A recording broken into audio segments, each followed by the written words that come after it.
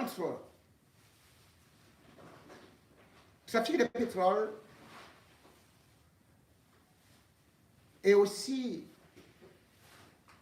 trafic forestier, la famille présidentielle est toujours beaucoup impliquée.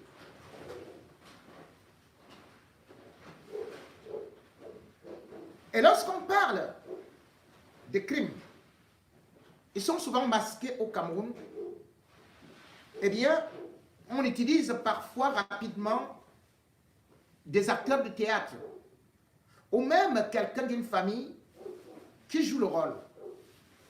Et puis l'enquête est bâclée. On ne cherche plus à voir la vérité.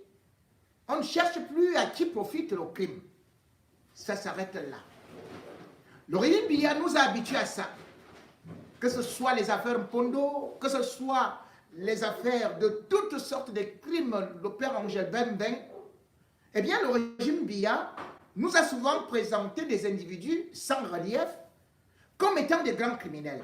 Et nous, peuple émotif, manipulés par des médias, manipulés par les services de sécurité, nous finissons toujours par rapidement gober ce qu'ils nous racontent.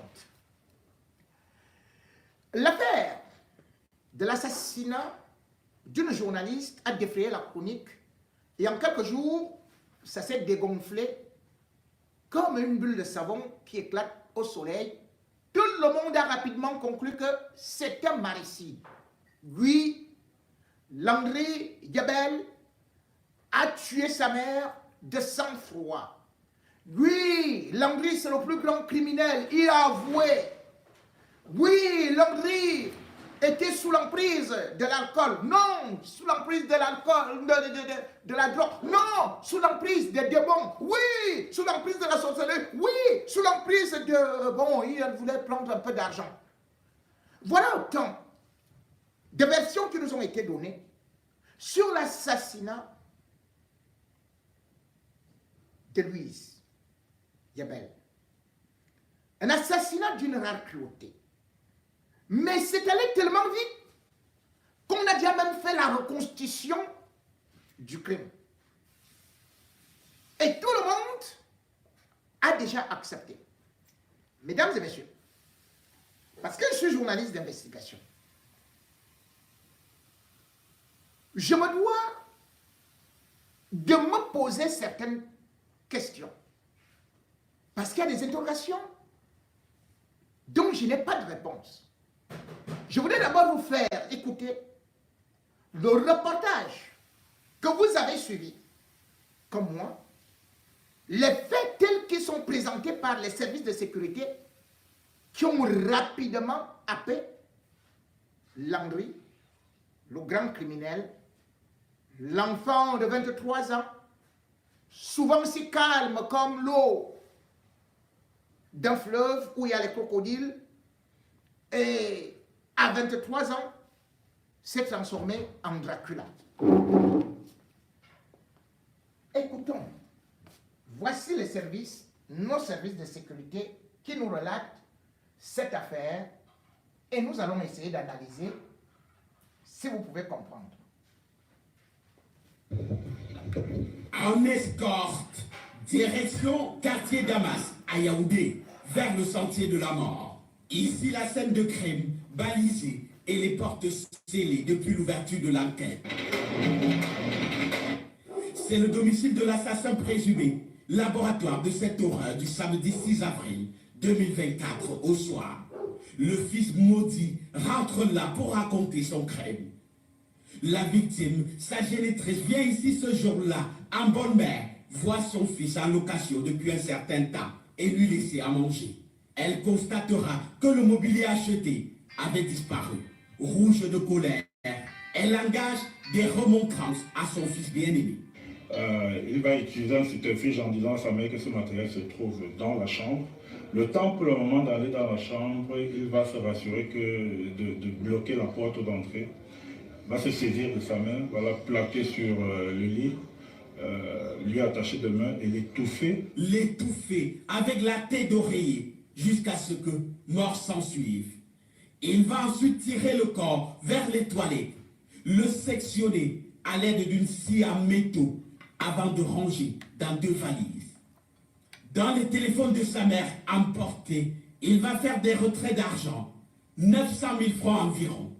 Il ira s'acheter une PlayStation 2, téléphone et plein de petits gadgets.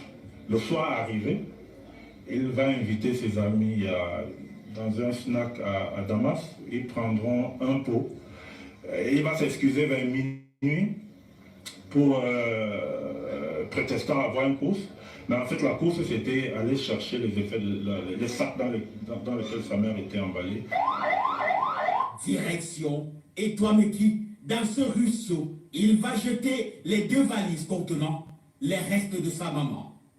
Le matin, pour effacer les traces, il va appeler un ami, ne sachant pas conduire, pour l'aider à déplacer le véhicule de sa mère pour soi, sans rien dire au sujet du crédit. Les téléphones et les clés du véhicule seront jetés dans les environs. Deuxième crime en fait, en moins de 6 mois. Le 6 novembre 2023, sa grand-mère en photo avait été assassinée par le même bourreau. Visiblement dans les regrets, il accuse le sort. Je ne sais vraiment pas ce qui m'a pris. Je ne sais pas, c'est comme si c'est un esprit qui m'habite. C'est pas moi qui fais ça. Je ne sais pas. Je ne sais vraiment pas ce qui me prend. C'est comme si ça me fait. Ce sont des caméras de surveillance qui permettront à la gendarmerie nationale d'interpeller l'assassin. Fin de parcours. Place à la justice.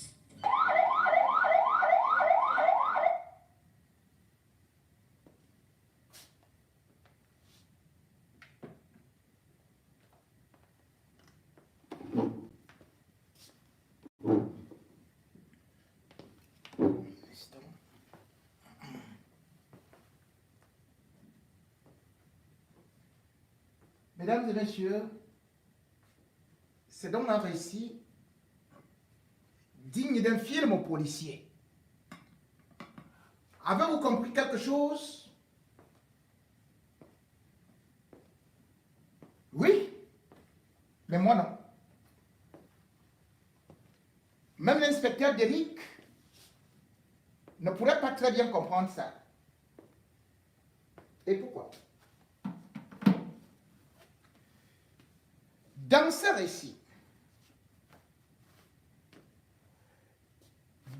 récit, voici un monsieur qui a été arrêté pour avoir étranglé sa maman. On vous dit, au départ, qu'il était sous l'emprise de la drogue. Et là, maintenant, on ne vous met qu'un extrait. Il vous dit, je ne sais pas ce qui m'a pris, c'est peut-être un démon, ce n'est pas lui. Il dit, ce n'est pas moi. C'est donc qui? Il faudrait que maintenant on trouve le démon, puisque ce n'est pas lui. C'est le démon qui est commanditaire du crime. Ok. Dans ce récit, on vous fait croire que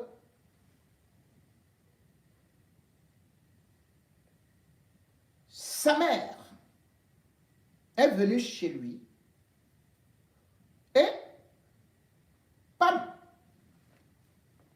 il a trouvé que le mobilier, elle a trouvé que le mobilier avait été vendu.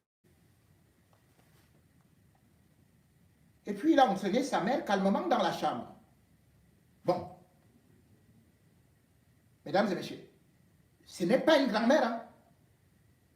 C'est une femme jeune. C'est une femme jeune. C'est-à-dire que même si on va t'entraîner comment vous allez vous battre, vous débattre, elle n'a pas été droguée. Vous allez vous débattre, vous allez crier. Expliquez-moi. Il n'y avait aucun voisin, tous sont des sourds. Et sur le corps de ce monsieur, Il n'y a même pas une griffe. Pour étouffer quelqu'un avec l'oreiller, il faut que vous trouviez cette personne étant endormie, couchée. Parce que vous me prenez, vous me balancez au lit, et vous réussissez à m'étouffer. C'est-à-dire que vous êtes seul. Vous êtes seul. Vous êtes seul, un garçon de 23 ans. Vous réussissez à étouffer votre maman d'un seul coup. On n'étouffe pas quelqu'un avec l'oreiller d'un seul coup sans que elle était venue au salon. Une maman qui trouve que le mobilier est fini et a été vendu, mais vous avez donné le mobilier à votre enfant. Il peut le vendre. Il y a même des véhicules qu'on donne à des enfants, ils vendent. Il y a des téléphones qu'on donne aux enfants, ils vendent. Et vous qui alliez d'ailleurs à l'école, combien de baskets on a vendu? Parfois même des livres, on les vendait. Ce n'est pas pour ça que quelqu'un pique la colère, que la maman a piqué la colère, que son fils, à qui elle a payé la scolarité 1 million. 1 million. Souvent. Et d'ailleurs, pour entrer à l'ENAM, vous savez ce qu'il faut. Il faut donner de l'argent. Mais ici, on vous dit que ce monsieur, comme nous a dit, il était sous l'emprise de la drogue au départ. Maintenant, on nous dit, il est sous l'emprise du démon. Il est sous l'emprise du démon. Parce qu'aucun test n'a montré qu'il était sous l'emprise de la drogue. Admettons cela. Et maintenant, on va vous dire autre chose. C'est que, après avoir tué sa mère, il l'a découpée avec la scie en 3 morceaux. Bon, il viendra découvrir, je ne sais pas. De vous à moi. À l'ENAM,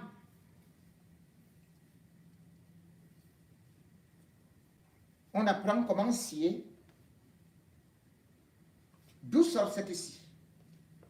Elle a été achetée où? Quand? Dans quelle boutique? Comment une scie se retrouve dans la maison d'un étudiant de l'ENAM?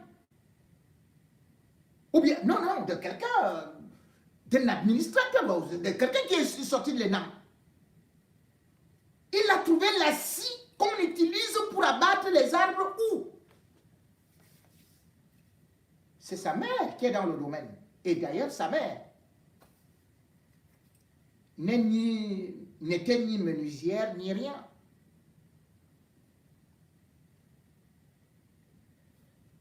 Ce sont les premières interrogations. Deuxième interrogation.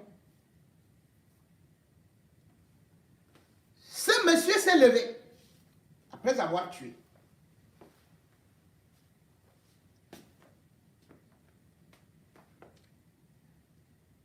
Il allait où? Il laisse la dépouille. Il va retirer 900 000 francs dans le compte de sa mère. Bravo. Il va acheter les iPhones, les PlayStation. Je vous dis bien que la femme a été tuée le 6. Il a acheté ça quand? Où? Mais quand on fait la reconstitution, on nous montre la boutique. Là, il est parti acheter en pleine nuit. Dites-moi, on vend les PlayStation, les iPhones, ou au Cameroun à 22 heures?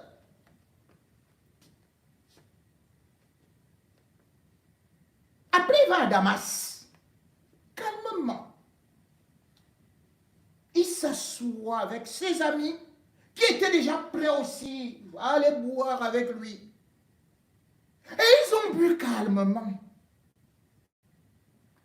Le cadavre est chez lui, hein? Le cadavre est à la maison.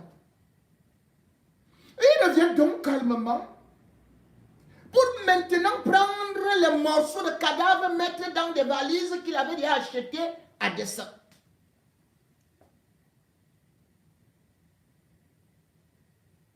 La suite de l'affaire. Le soir, et quand qui soit, quel est vraiment le rapport? Et puis, curieusement, cette voiture qui se retrouve à son, on dit non, c'est son ami qui l'avait appelé. Lui aussi vient, il joue son rôle. Après, on le libère calmement, il ne connaissait rien. Non, il dit que personne ne l'a aidé. Il ne savait même pas ce qu'il y avait dedans. Mesdames et messieurs, on vous appelle pour aller jeter les effets d'une maman dans des valises. Vous dites que vous ne saviez pas ce qu'il y avait dedans. Et comme vous savez, c'est vous qui savez conduire.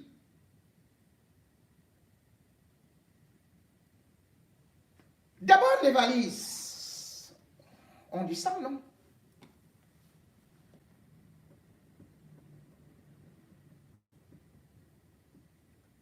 Vous les avez déchargés sans savoir comment.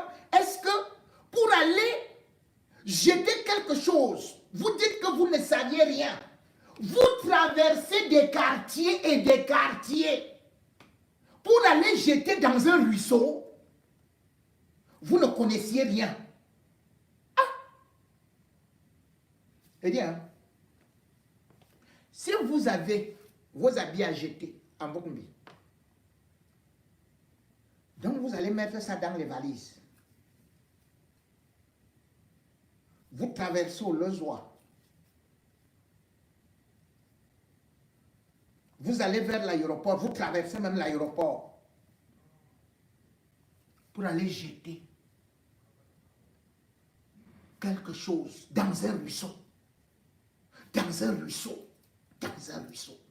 Et quand on parle quand même des gars, ce n'est pas des analphabètes, hein, on vous parle des gars qui étaient à l'ENAM.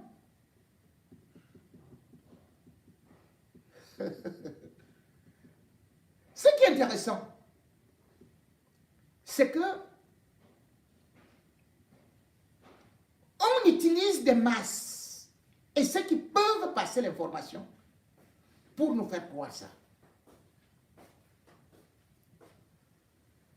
Je vais vous poser une question que je me pose. Vous imaginez que moi, marié, je suis dans cette maison. Ma femme est journaliste. Ce n'est pas moi qui suis journaliste. Ma femme, mon épouse est journaliste. Disons même qu'elle n'est pas journaliste. Mais être journaliste, c'est encore plus grave. Surtout dans le contexte du Cameroun. Ma femme disparaît le 6, le 7, le 8. Je ne donne pas d'alerte et je suis le mari.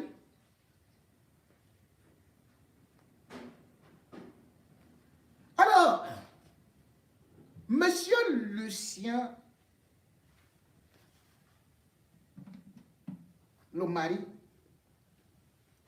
je vais lui poser juste quelques petites questions qui me taraudent un peu l'esprit. Parce que j'ai vu son interview ou alors son témoignage à Jeune Afrique. Monsieur Lucien Fongois, immédiatement a voulu couper que ce n'est pas un crime déguisé.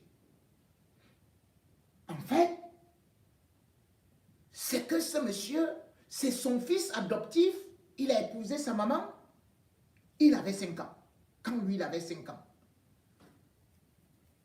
Oh, parfois il était un peu violent avec certains enfants qu'il faisait quoi là, et brimait à la maison. Ah, ça c'est bien.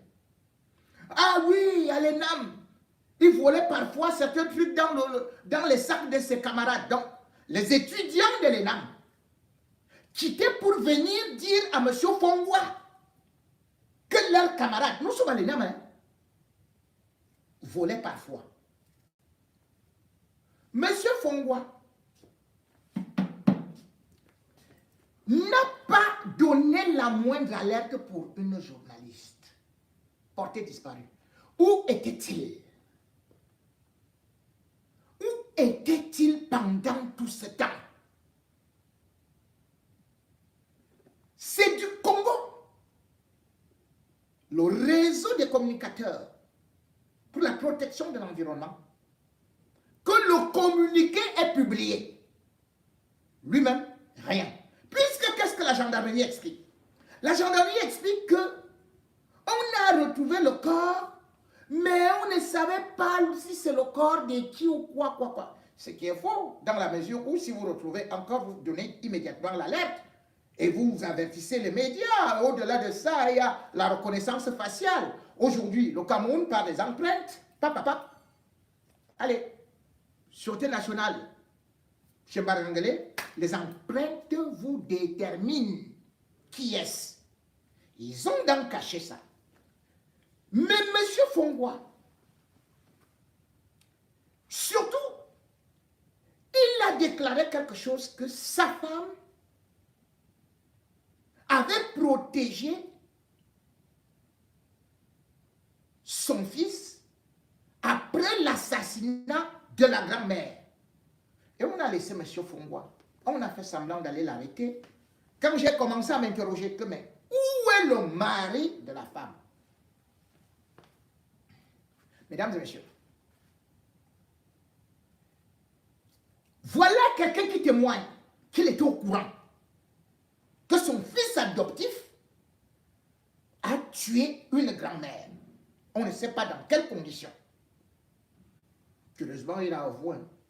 Il a avoué. Parce que tous ces crimes-là, première des choses, je vais vous revenir dessus.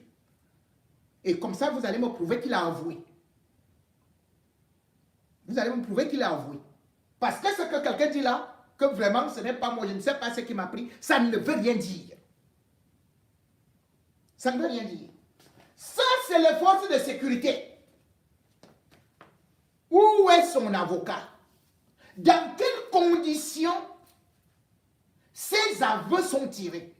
Mais surtout, pourquoi est-ce qu'on libère M. Fongwa qui reconnaît que ce monsieur a tué sa propre grand-mère, qu'il était au courant, et que sa femme était au courant, et qu'ils l'ont protégé? On appelle ça complicité d'assassinat. Non-assistance à personne en danger.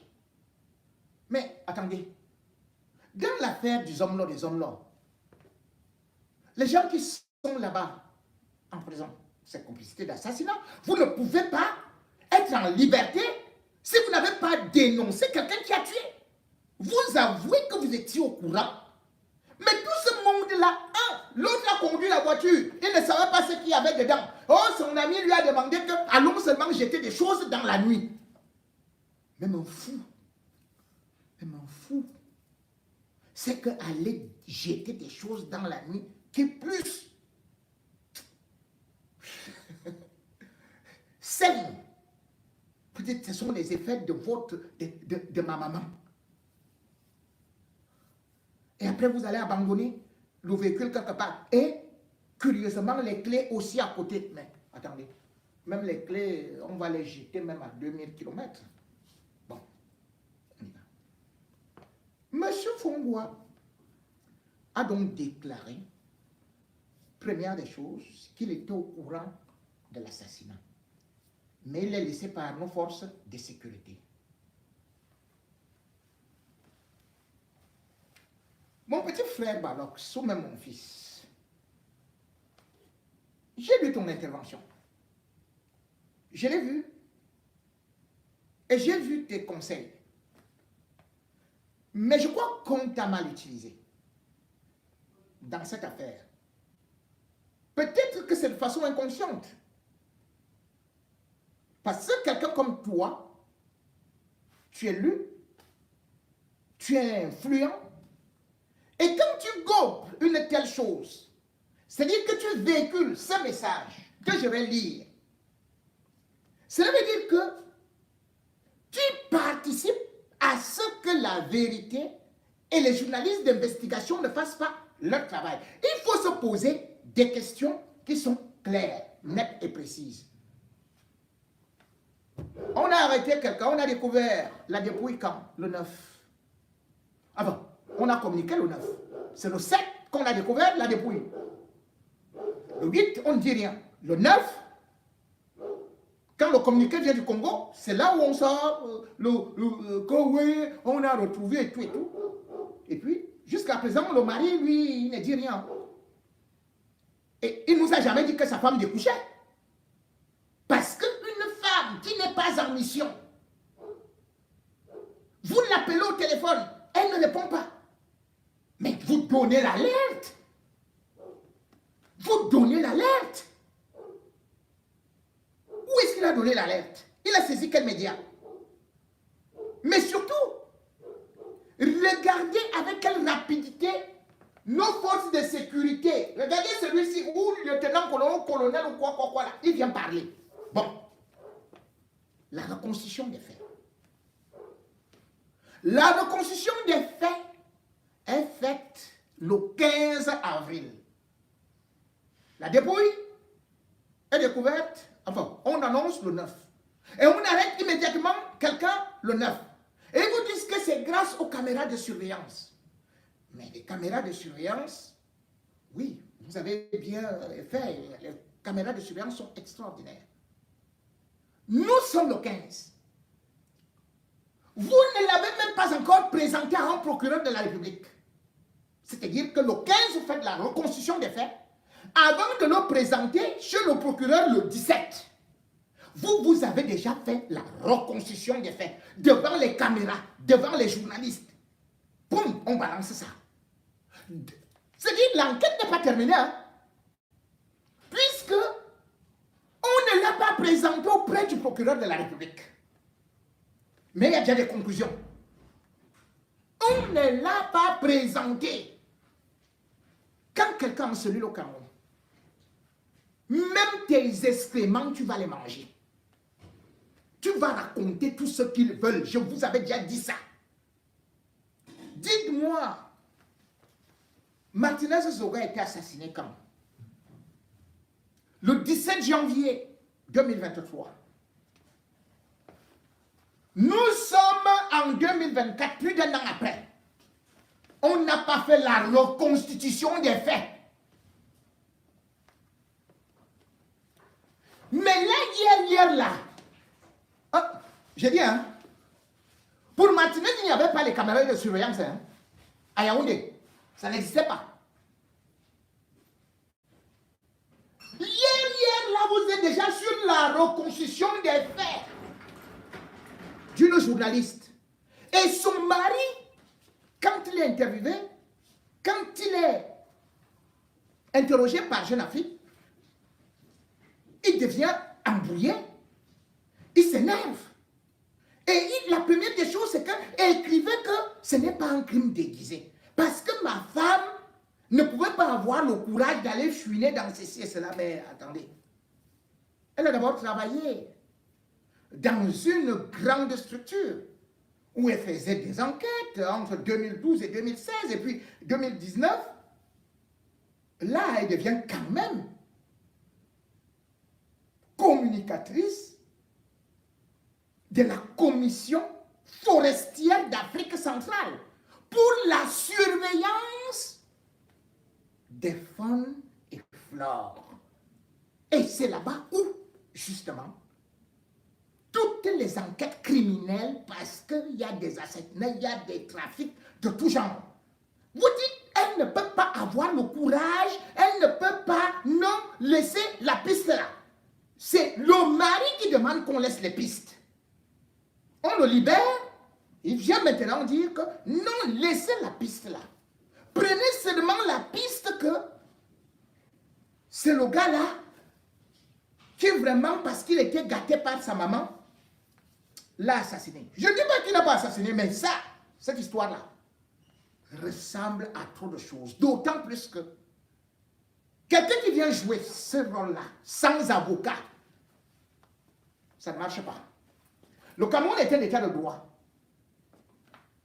Le Cameroun est un état de droit. Vous ne pouvez pas passer la parole à l'accusation sans passer la parole à la défense. Les journalistes savent ça, c'est le b.a.-ba. Comment vous laissez ces messieurs qui savent ce qui s'est passé, qui ont caché l'assassinat de cette femme, qui savent tout ce qu'il y a, parce que je vous ai dit, ce sont les officiers supérieurs. Et aussi la famille présidentielle et les barons du régime qui sont derrière le trafic du bois.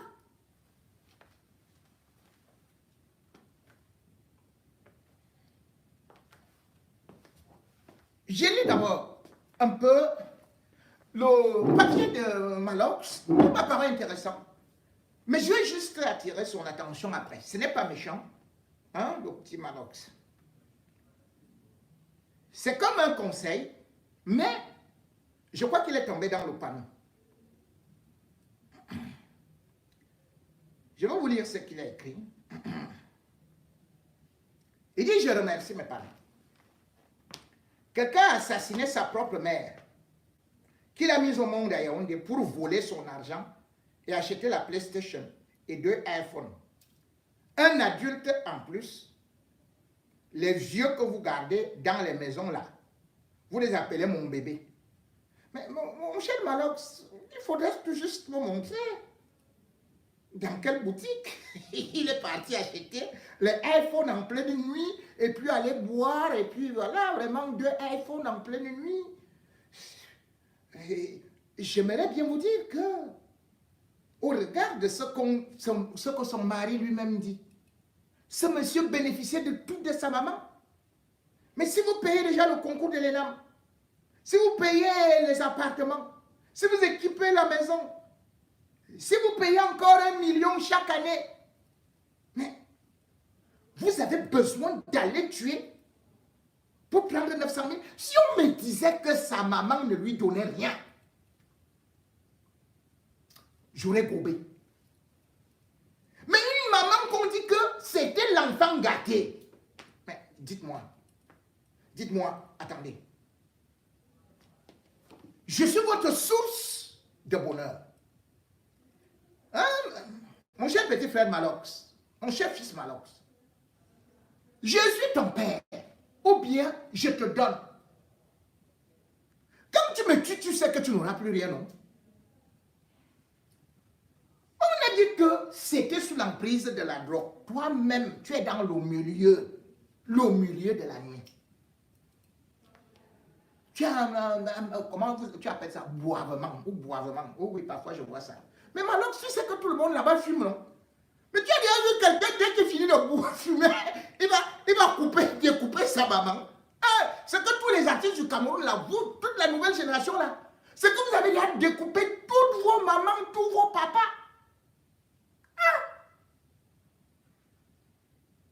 C'est pas possible. Ce monsieur s'est retrouvé sans égratignure pour quelqu'un qui a lutté avec. Il dit, hein? Bon, continuons. Après, il est parti lui donner le vin avec le reste d'argent pour qu'on l'appelle président au quartier. Donc c'est avec l'argent là. Il a dit que 900 000. Malox, on y va. 900 000. 2 iPhones coûtent combien au Cameroun? 2 iPhones coûtent combien? Je vois même certains se vanter là que oh, mon iPhone c'est 1 500 000. L'autre iPhone c'est 2 millions. Vous avez 900 000. Hein, Malox, on y va. Vous achetez 2 iPhones. Ok? Vous ajoutez la PlayStation. Et vous organisez une fête. À Damas. Tout ça avec 900 000. 900 000. Hey.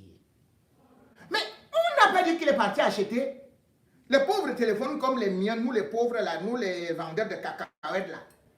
On vous dit 2 iPhones. Vous-même vous connaissez les jeunes gars là, 23 ans là. C'est seulement les Pro Max. Et un iPhone Pro Max ça coûte combien? Mais quand on parle de console, attendez, moi, je vois mes enfants jouer à ça. Avec... mais je sais que c'est une fortune. Donc on voulait, pour qu'on l'appelle président, il fallait qu'il découpe sa maman en 3 morceaux. Papa, 3 morceaux.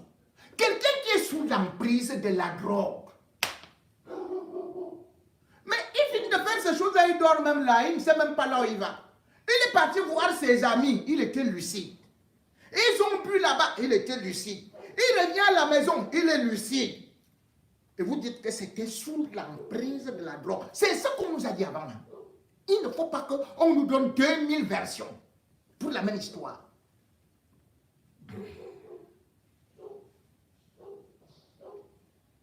Les enfants d'aujourd'hui sont très dangereux. Ne vous fiez pas à leur apparence trompeuse. Avec leurs grosses chaussures, leurs habits chinois sur le corps et leurs coiffures bizarres. Mais ça, c'est accuser la jeunesse. Donc les vieux d'aujourd'hui, là, qui tuent, c'est les enfants. Gambia assassine. Les gens qui sont dans les commissariats, là, c'est les enfants d'aujourd'hui. C'est les enfants d'aujourd'hui qui organisent les guerres à travers le monde. Les enfants d'aujourd'hui sont très dangereux. Ça, c'est l'image que le régime veut que vous véhiculiez envers leur jeunesse. Cette jeunesse qui est considérée comme de la pacotille. Cette jeunesse qui est considérée comme inutile. Cette jeunesse à qui on a tout simplement offert une seule sortie, c'est-à-dire le boivement, comme toi-même tu as vu. Regarde, c'est ça que tu as pratiqué, non? Le boivement. Et dans le boivement, là, tu dis les jeunes d'aujourd'hui avec les grosses chaussures là, c'est eux qui viennent te faire la recette, hein, avec les grosses chaussures là, devant les filles qui sont un peu nulles là. Moi, je connais ce qui se passe chez toi, non, Malox? Hein? Ouais, mon petit Malox, c'est comment, non? Toi-même, tu es un enfant. Toi-même, ta coiffure, mais attends, tu vois, nous-mêmes, nous les vieux là, dès que tu vois un garçon avec les nattes comme tu portes là, nous on dit que c'est bizarre, non? On va même dire que peut-être le gars c'est un demsov. Ce n'est pas comme ça que nous les jeunes vous jugent et que d'autres jeunes vous jugent. Mais toi-même tu es jeune. Tu ne peux pas dire que les jeunes d'aujourd'hui sont dangereux. Bien au contraire, moi j'ai confiance en la jeunesse. Moi j'ai confiance en toi, Malox. Moi j'ai confiance aux jeunes artistes. J'ai confiance aux jeunes footballeurs. J'ai confiance à mes enfants. Parce que tous ceux qui ont développé un certain nombre de choses et qui ont fait même des révolutions, c'était des jeunes. On ne peut pas dire que les jeunes d'aujourd'hui sont beaucoup dangereux. Donc Nyan Nifenji n'est pas dangereux. Kapaye Yege Djibril n'est pas dangereux. Hein? Laurent Messou n'est pas dangereux. Non, il est très gentil. Puisque c'est vraiment... non. Et ils ne sont pas dangereux. Tous les vieux généraux là, le général Semang qui a dit que j'ai tiré sur des nationalistes, poum, poum, poum, poum. Il n'est pas dangereux. C'est les grosses chaussures que les jeunes ont là. Donc les chaussures tuent. Les chaussures tuent. Ah, petit frère. Oh mon fils, parce que tu n'es même pas mon petit frère, tu es mon fils. Je lis juste ça pour que les gens comprennent jusqu'où on manipule les influenceurs sans qu'ils se rendent compte. Parce que quand tu écris ça, c'est par rapport à ce qu'ils t'ont présenté. Mais comme en même temps les journalistes ne font aucune investigation, les influenceurs ne se posent pas des questions comme est-ce que cette histoire-ci même concorde? Mais la femme là a été tuée à quelle heure? C'était à 2 h du matin? Non, c'était dans la journée. Puisque les bars, là où ils sont partis là, les bars ne font... Attends, sauf si aujourd'hui, peut-être, je ne sais pas, le bar là, c'était peut-être à Monceau, mais on dit qu'il est parti de là à minuit. Il a quitté le bar à minuit. Ce qui signifie que le temps d'aller acheter les iPhones, les consoles, aller maintenant avec ses amis dans le bar. Donc l'assassinat se situe entre peut-être midi, 13, 14, 16 heures au plus tard. Et non dans la nuit. Et dans la journée, tout le monde est encore éveillé. Comment vous allez assassiner quelqu'un jusqu'à découper? Mais c'est vraiment... Vous êtes seul. Bon, Ne leur donnez jamais l'impression que ce que vous avez souffert toute une vie pour avoir, ils peuvent l'avoir facilement sans souffrir à leur tour. On peut bien être d'accord là-dessus. Je comprends aujourd'hui pourquoi mon père nous faisait lire l'heure tous les jours. Il nous traitait comme si nous étions ses adversaires ou ses ennemis, surtout les grands garçons. Pour voir la couleur de son argent, il fallait prouver que tu mérites cet argent à la sueur de ton front. Et le jour où tu voulais même le sonner, il fallait développer un schéma plus high que celui du professeur dans la Casa de Papel. Toi-même, tu vois, non? Que toi-même, tu as sonné ton père. C'est toi qui dis ça. Mais est-ce que tu avais tué ton père? Tu n'avais pas tué ta mère. Tous les enfants cherchaient à sonner leur père, leur mère. Hein? Ce n'est pas ça. Mais tu sonnes, cela ne veut pas dire que tu veux assommer. Sonner ne veut pas dire assommer ton père ou ta mère. Comme ça là. C'est dire que vous avez eu une petite discussion sur tes propres meubles. Qu'elle t'a offert? Dites-moi. S'il disait que sa mère avait pris le gourdin pour l'assommer et qu'en voulant se défendre, c'est là où sa mère s'est renversée, la tête s'est cassée. Ça allait se comprendre. Mais l'histoire qu'on a discutée là, après on s'est allé dans la chambre, mais il partait coucher avec sa mère ou quoi? Jusqu'à ce que sa mère aussi s'est couchée comme ça, il vient. Regardez comment lui fait la mise en scène. Hein. Lui-même il ne comprend pas, il va avec un oreiller, il appuie même la façon que tu ne peux tuer personne. Tu ne peux tuer personne. Avant d'étouffer quelqu'un, attendez. On n'étouffe pas quelqu'un en 5 secondes. Hein. Bon, sauf monsieur le colonel, vous allez nous dire ça bien. Ma mère, elle a été championne du Cameroun de handball. Quand elle cognait du très dur, je peux vous l'assurer. Elle ne prenait pas la chicotte, elle te gérait avec les mains. Elle descendait au sol avec toi. Pas les choses que les parents font aujourd'hui là. Malox, te voici qui dit comment ta mère te faisait le bas à la terre. Qui te ramassait comme elle te ramassait comme la chèvre. Elle marchait sur toi, elle te piétinait. Malox, pourquoi tu n'as pas tué ta mère? Mais pourquoi tu n'as pas tué ta mère? Parce que tu es déjà l'enfant d'hier hein, et les autres, c'est les enfants d'aujourd'hui. Le gars là, il est de la même génération que toi. Vous êtes de la même génération. Tu ne peux pas dire que les enfants d'aujourd'hui, tu n'as pas mon âge. Moi, je suis ton père. Donc, toi-même, tu es en train d'expliquer aux gens que, vraiment, encore que beaucoup de garçons ont trop d'attache envers leur mère. Ce sont les filles qui ont beaucoup plus d'attache à leur père. Pour voir rapidement un homme se lever, taper et tuer sa mère, et après l'avoir tué, découpe. Quel était le but? Dites-moi. Le but là, c'était quoi? Le but de découper le corps là, c'était quoi? Et quand on met le corps dans 2 valises, supposons que cette femme pesait peut-être 65 kilos. Mais cela veut dire que même si vous portez, comme l'autre ami disait que lui ne savait pas, mais il devait savoir que chaque valise au moins faisait vers les 35 kilos. Ce ne sont pas les habits qui peuvent peser ainsi. Et pourquoi aller jeter les habits seulement dans le ruisseau? Chez nous, c'était interdit de fermer la porte de la chambre à clé. Ma mère procédait à la fouille, surprise des chambres, à minuit ou à 2 heures du matin. Bref, à n'importe quelle heure. Comme en prison, au moins 3 fois par semaine. Si on trouvait un objet suspect dans ta chambre, on réveillait tout le monde et on installait le tribunal militaire en pleine nuit. Tu allais dénoncer tous tes complices avant qu'on applique la sentence collective. Donc tu es passé devant le tribunal militaire. Mais tu n'as pas tué ton père. Tu n'as pas tué ta mère. Tu n'as pas tué tes frères. Et là, tu acceptes que ce monsieur qui n'avait jamais tué personne. On nous dit que subitement, il est parti tuer sa grand-mère. Et tu tues ta grand-mère, ta mère te protège.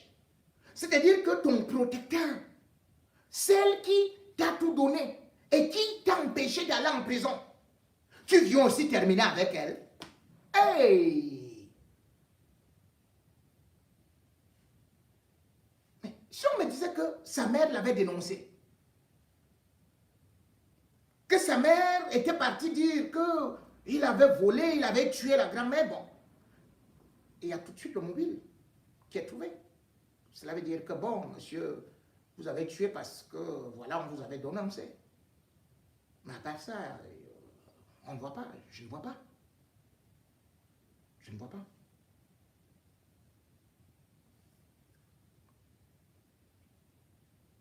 Malheur à toi si elle t'attrapait dans un couloir au quat, en train de causer avec une fille ou avec des gars louches du quartier. Je ne parle même pas de ce que tu allais subir si on t'attrapait assis au bar. Quand je regarde dans tout ça, je ne vais pas lire toute la lettre. Je m'arrête à ce niveau-là.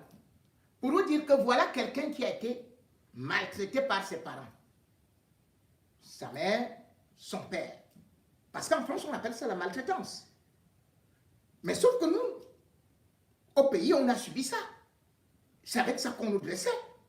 Nos maîtres d'école nous ont d'abord correctement chicotés. Mais qui est allé tuer son maître d'école? Et voilà ici, on nous dit tout simplement que toutes les mamans font des reproches à leurs enfants. Est-ce qu'elle ne faisait pas souvent des reproches à son enfant, qui déjà était un petit voleur à la tire? Bon, mais subitement, on nous explique et immédiatement on fait la reconstitution des faits avant de le présenter au procureur. Et on repart avec lui où? À la cellule, pour continuer les enquêtes. Soyons sérieux. Mais vous êtes déjà venu faire la reconstitution des faits le 15. Vous poursuivez les enquêtes le 16, le 17, et vous partez le présenter au procureur. Donc, même le procureur de la République, vous avez déjà tout déduit, vous avez joué le rôle de président du tribunal, vous avez... Sauf qu'il n'y a pas de témoin. Et quand le gars parle, est-ce que vous avez vu un seul endroit où il dit que lui, j'ai tué? On lui prête des mots. Et c'est celui-ci qui parle. Qu'il dit qu'après ceci, il a fait cela, après ceci et tout, et tout. On te laisse juste une petite phrase que tu dois prononcer. Comme j'avais déjà parlé de l'affaire des sœurs de Djoum. J'avais déjà parlé de l'évêque Kounou qui a été assassiné. Et donc j'ai trouvé les gens qu'on nous présentait à la télé comme étant des assassins. Et qu'on a d'ailleurs dit qu'ils étaient déjà morts. Et d'autres étaient devenus fous. Mais je les ai trouvés à Kondagny. Ils nous ont dit que mais on nous a demandé d'aller tourner le film. Ça c'est un film. C'est un assassinat de journalistes. Dans un secteur où il fallait passer un autre message à l'instar de celui que les hommes-là voulaient passer en assassinant Martinez Zogo. La même justice, la même gendarmerie sont incapables de nous faire la reconstitution des faits de l'assassinat de Martinez Zogo. C'est un seul corps, comme le corps de cette femme. Mais c'est la même gendarmerie, dans le même CED, qui réussit en un temps record à faire toute la reconstitution des faits, sauf que on n'allait ni à l'endroit où il a acheté les téléphones, ni à l'endroit où il a acheté les consoles à 22h, 23h. Je ne sais pas à quel moment il a eu le temps de jouer avant d'aller boire avec ses amis, ni comment est-ce qu'on a trouvé ces... Bon. Je voudrais juste appeler à l'attention des journalistes qui se taisent, que sachez que chacun a son tour chez le coiffeur. Hein? Combien de journalistes sont assassinés?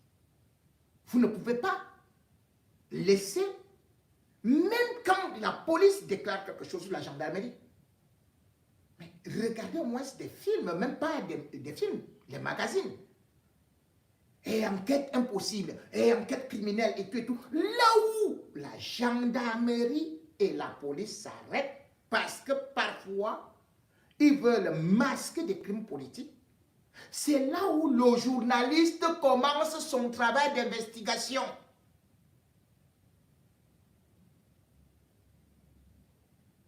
C'est là où les hommes politiques doivent intervenir. C'est là où l'opposition doit demander des comptes.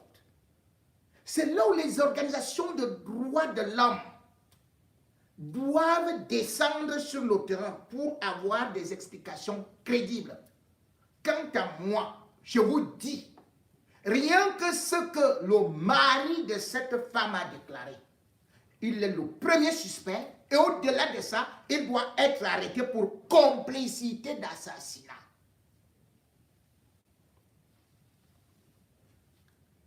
Il n'explique pas là où il était. Pendant 3-4 jours. Et il est le premier à dire aux journalistes de ne pas aller enquêter, de ne pas chercher ailleurs. Non. Sa femme ne pouvait pas. Mais quand vous êtes un journaliste, ce que moi je viens de dire ici, mon épouse n'est pas au courant. Même mes enfants. C'est le béaba. C'est-à-dire que quand je mène mes enquêtes, elle n'est même pas au courant. Un journaliste ne mêle pas toute sa famille. Non? Un journaliste a ses sources et les protège. Parce que demain même tu peux divorcer avec ta propre femme. Mais si elle connaissait que source, elle va les balancer à gauche et à droite. Si tes enfants sont au courant. Donc, s'il dit que ma femme ne pouvait pas faire ceci, cela veut dire qu'il s'occupait du travail de son épouse comme un espion.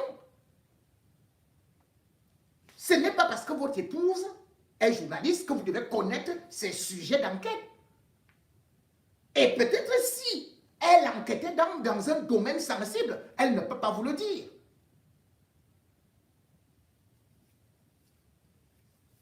En tout cas, nous espérons que comme M. le colonel a déjà tranché avec ces éléments, ils vous ont déjà balancé le théâtre que vous vouliez écouter.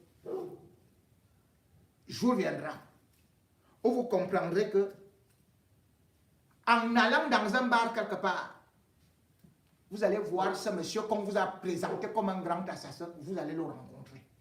Peut-être d'ici 3-4 ans, ou bien on va faire qu'il sorte discrètement de la prison. C'est comme ça qu'ils font souvent. Entre-temps, le crime est fini. Parce que le crime au Cameroun aujourd'hui est reconnu comme un état dangereux. Regardez le classement du Cameroun en ce qui concerne la liberté de la presse. C'est l'un des pays les plus dangereux du monde en ce qui concerne la liberté de la presse. C'est un pays où on assassine des journalistes et on réussit toujours à masquer. Avec les complicités qui peuvent être familiales, qui peuvent être amicales, qui peuvent être professionnelles. On crée des faux témoignages, on te donne de l'argent, on te dit tu vas passer tant ou tant de temps, allez tu te tais sinon, allez on t'efface toi-même. Et tu joues le rôle. Ce monsieur joue un rôle. C'est un acteur de théâtre. Ce qui est en train de se passer, et si on creuse, vous allez voir que c'est des costauds qui sont derrière cet assassinat.